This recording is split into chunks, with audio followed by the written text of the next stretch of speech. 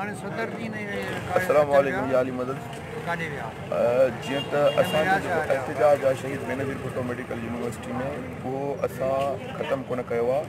उनजो जेकॾहिं असां कंहिं बि ॻाल्हियूं असां जॾहिं कामयाबु थियूं असां उनजो बाज़ाब्ता नोटिफिकेशन कंदासीं ऐं दोस्तनि खे आगाह कंदासीं।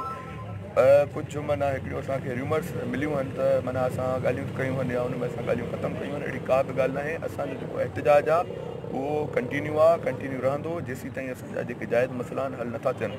ऐं मां सभिनी दोस्तनि खे शहीद बेनज़ीर भुट्टो मेडिकल यूनिवर्सिटी जे मुलाज़िम आहिनि जेके सखर में आहिनि त उन्हनि खे गुज़ारिश कंदुसि त उहे सखर में पंहिंजो एहतजाज जारी रखनि।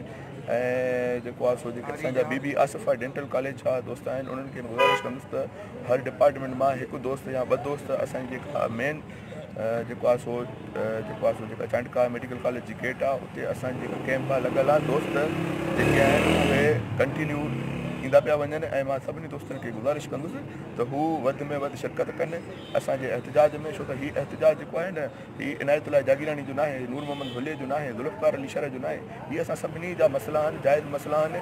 असांजे सीनियर मुलाज़िमनि जी जेका सनकोटा आहे या उहे जेके बि माना हिकिड़ा जाइज़ मसइला आहिनि असां उन्हनि जे लाइ वेठा आहियूं। जेसीं ताईं असांजा उहे मसइला हल न थींदा असांजे मुलाज़िमनि खे जेसीं ताईं उहे ऑर्डर्स वग़ैरह न मिलंदा जेको आहे सो सनकोटा जा, तेसीं ताईं असांजो एहतजाज कंटिन्यू रहंदो। महिरबानी।